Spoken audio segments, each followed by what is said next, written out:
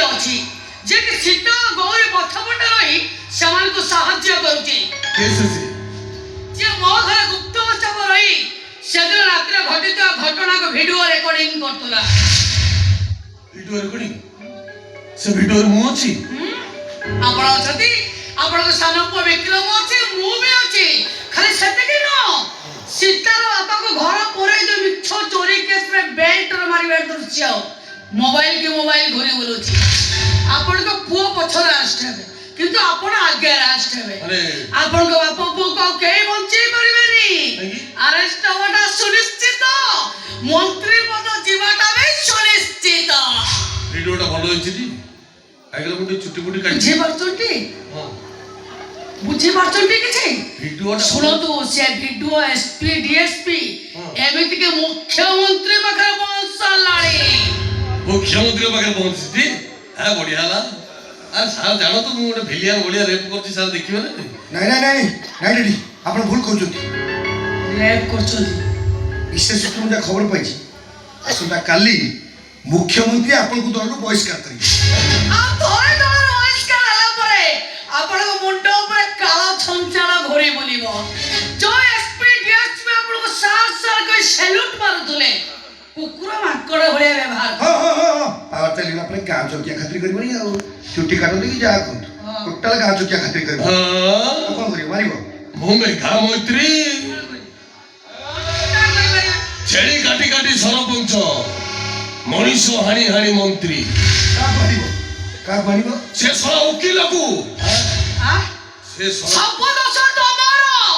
ତମକୁ କହିଲି ସୀତାକୁ କ୍ୟାପଚର କର।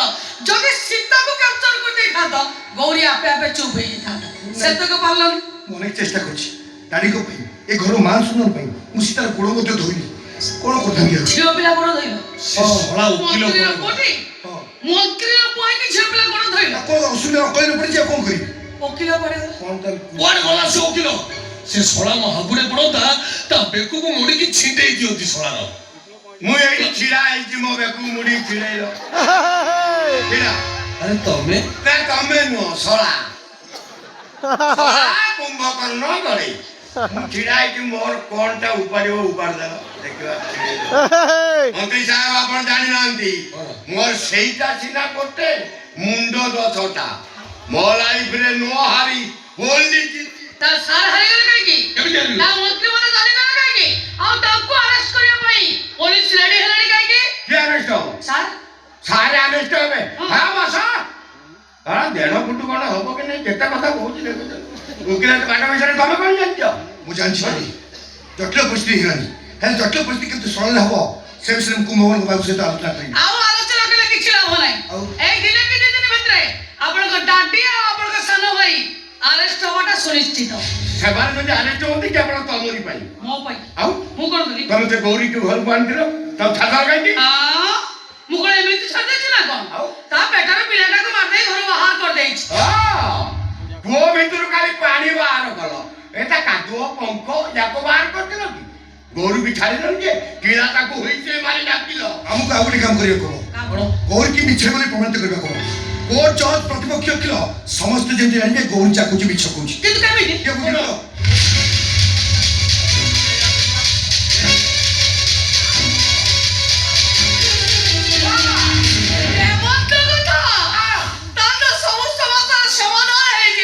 ତମେ ଆଗେ ତମ ସମସ୍ୟାର ସମାଧାନ କର। ଏଇଟା ଖୁଣ୍ଡ ବୁଦ୍ଧ ହବ, ମଝିରେ ଗୋଟେ ବାଉଁଶ ବାନ୍ଧିଦବ, ଟିକେ ଓଳା ଓଳି କର, ଆଉ 6 ଇଞ୍ଚ ଖଣ୍ଡେ ହାଇଟ୍ ହୁଅ। ଆଚ୍ଛା, ମୋ କଥା ଅନୁସାରେ ସବୁ ରେଡି? ଆପଣ କାମ ହେଇଛି। ଗତକାଲି ଲୋକ ଲଗେଇ ମୁଁ ରାତିରେ ଗୌରୀକୁ ଉଠେଇ ଆଣିଛି।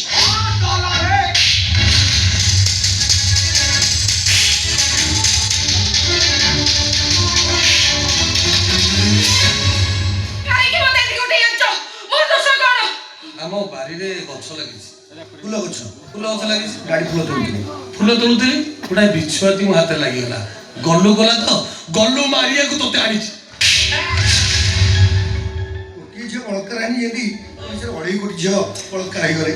ଯେତେ କହୁଛି ସତ କହନା, ସତୀ ଦେଖେଇ ଗୋଟିଏ ମିଛ କହିଦେଇଥିଲେ ସବୁ ସବୁ ଶେଷ ହେଇଗଲା। ଆମ କଥା ମାନିଲାନି। କଥା ମାନିଲନି? ମୋ କଥା ମାନ। ଯଦି ମୋ କଥା ରାଜି ହେଇଯିବ ତତେ ଆକାଶର ଚାନ୍ଦ ଆଣିଦେବି। ଯଦି ମୋ କଥା ରାଜି ହୋ, ତା ନହେଲେ ତତେ କରେଣ୍ଟ ଦେଇ ପାଗଳି ସରେଇ ଦେବୁ। ପାଗଳି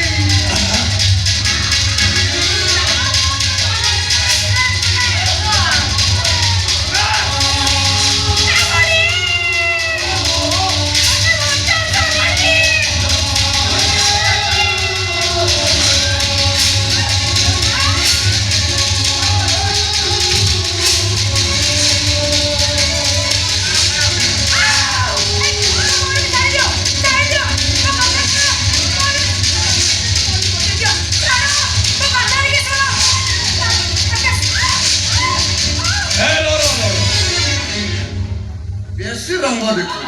ଓଡୁ ଓଡୁ ଓଡୁ ସେ ଉଠିବା ଅବସ୍ଥା ନାହିଁ ବା। ଆଉ ସିଏ କହୁଛି ରଙ୍ଗ ଦେଖୁଛି। ମୋ ପୁଅ ତୋତେ ବଳାତ୍କାର କରିଛି ନା ତୁ ମିଛ କହୁଛୁ? ଶୀଘ୍ର କହ। ହଁ ଶୀଘ୍ର କହ।